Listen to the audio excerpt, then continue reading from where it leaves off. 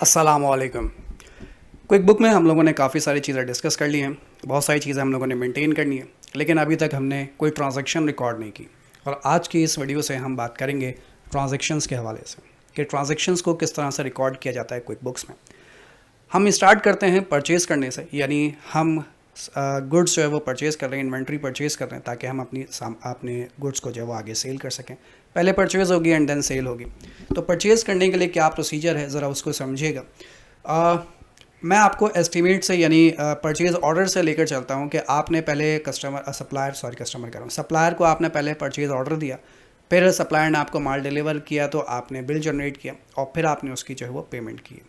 तो उसका प्रोसीजर क्या है, पहले मैं आपको लेकर चलता हूँ कहाँ पर, एक्सपेंसेस में। यहाँ पर देखिए आपको एक्सपेंसेस नज़र आ रहा है और एक्सपेंसेस के ही नीचे आपको नज़र आ रहा है सप्लायर्स। आप क्लिक करेंगे सप्लायर्स पर और जैसे ही आप सप्लायर्स पे क्लिक करेंगे आपके पास जितने भी सप्लायर्स होंगे उनकी एक लिस्ट आ जाएगी कि ये आपके सप्लायर्स हैं जिनसे आप सामान ख़रीद सकते हैं। अच्छा, यहाँ पर लिखा हुआ है direct create bill. Create bill से मुराद ये है कि आपने परचेज़ ऑर्डर नहीं दिया बल्कि आपने डायरेक्ट उनसे सामान ख़रीदा है। ये क्रिएट बिल आप यहाँ से भी कर सकते हैं। इसके अलावा यहाँ पर है न्यू में जाएँ तो यहाँ पर भी लिखा हुआ है बिल, यहाँ से भी आप क्रिएट कर सकते हैं, ठीक है। लेकिन हम फ़िलहाल बिल की बात नहीं कर रहे हैं, हम बात कर रहे हैं इस वक्त परचेज़ ऑर्डर की।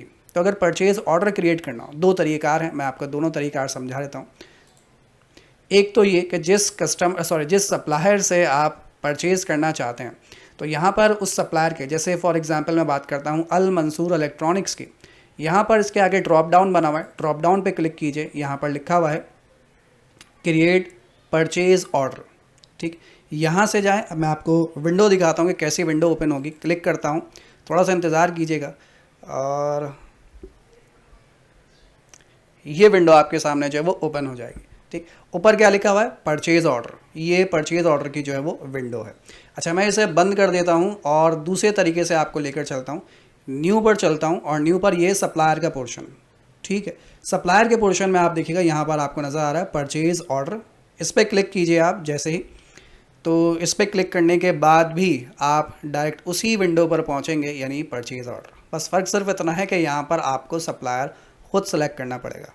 वहाँ पर जब आप सप्लायर के आगे से जाकर सेलेक्ट करेंगे, यानी कि उसके आगे अगर परचेज़ ऑर्डर पर क्लिक करेंगे तो ऑटोमेटिकली उसी सप्लायर का नाम, ईमेल वगैरह, यानी पूरी डिटेल जो है उसकी यहाँ पर ऑटोमेटिकली आ जाएगी। लेकिन अब हमारे पास ऑप्शन है कि आप इनमें से कौन से सप्लायर को यहाँ पर लेना चाहते हैं।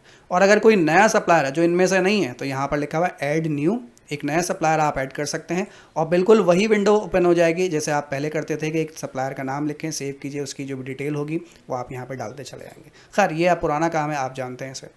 खैर, मैं अभी परचेज़ कर रहा हूँ अल मंसूर इलेक्ट्रॉनिक्स से। जैसे मैं इसे सिलेक्ट करूँगा उसकी जो भी रेलिवेंट डिटेल्स होंगी वो यहाँ पर आ जाएंगी। ईमेल एड्रेस यहाँ पर आ गया, उसका मेलिंग एड्रेस आ गया, जहाँ मैं उसको शिप कर रहा हूँ तो ये मेरी डिटेल आ गई यहाँ पर, ठीक है। परचेज़ ऑर्डर की जो डेट है वो ये डेट है। शिप कैसे होगा, अगर आप कोई डिटेल देना चाहते हैं कि भाई माल डिलीवर कैसे होगा तो डिलीवरी डिटेल्स यहाँ पर दे सकते हैं, ठीक। अच्छा, यहाँ पर है कैटेगरी डिटेल्स, इसको छोड़ दीजिएगा, इसको किए बिना भी हम काम कर सकते हैं, तो इसे बंद कर देते हैं। आइटम डिटेल्स, ये बहुत ज़रूरी है। आइटम डिटेल्स यानी आप उससे क्या परचेज़ करने जा रहे हैं। तो मैं यहाँ पर जाता हूँ आइटम नंबर 1 जो मैं परचेज़ कर रहा हूँ। जैसे आप इस पर क्लिक करेंगे इस तरीके से आपके सामने एक विंडो ओपन होगी। आप क्लिक करेंगे ड्रॉप डाउन में, क्या परचेज़ करना है। मैं कहता हूँ मुझे केसिंग परचेज़ करनी है। डिस्क्रिप्शन अगर लिखना चाहें तो लिख सकते हैं, ऑटोमेटिकली डिस्क्रिप्शन यहाँ पर आ गई, आप चेंज भी कर सकते हैं। कितनी क्वांटिटी आपको उसकी परचेज़ करनी है, मैं कहता हूँ कि मुझे 10 क्वांटिटी जो है वो केसिंग की परचेज़ करनी है। वो कहता है इसके रेट जो है वो 700 है। ये 700 कहाँ से आए, क्योंकि मैंने जो प्रीवियसली परचेज़ किए थे तो उस वक्त मैंने रेट यहाँ पे डाल दिए थे 700। तो ठीक है, अगर रेट चेंज नहीं हुए तो आप 700 ही रहना दीजिए। लेकिन अगर आपका सप्लायर कहता है कि नहीं भाई अब रेट इसके 700 नहीं है बल्कि इसके रेट 800 हो गया, 1000 हो गया, तो आप यहाँ से इसे चेंज कर सकते हैं। ऐसा नहीं है कि इसे आप एडिट नहीं कर सकते, बिल्कुल कर सकते हैं। इसके बाद मैं कहता हूँ कि मैं उससे एक और चीज़ परचेज़ कर रहा हूँ। आइटम नंबर 2 पर आ जाइए और यहाँ पर आने के बाद मैं लिखता हूँ कीबोर्ड। यहाँ पे आगे कीबोर्ड आ जाएगा और कीबोर्ड की मैं 10 क्वांटिटी परचेज़ करने जा रहा हूँ। कीबोर्ड जब मैंने पहले ख़रीदा था उसके रेट 500 थे, लेकिन अब सप्लायर कहता है कि इसके रेट हो गए हैं 600। तो ऑटोमेटिकली, सॉरी मैं थोड़ा नीचे आ गया इन्वेंट्री डिटेल्स पे, तो अब रेट 600 के हिसाब से हो गए 6000। आइटम नंबर 3 पर आते हैं। कीबोर्ड के बाद अब मैं परचेज़ कर रहा हूँ मदरबोर्ड। इसके डिस्क्रिप्शन नहीं लिखी हुई, इसके डिस्क्रिप्शन मैं खुद लिख देता हूँ, मदर बोर्ड।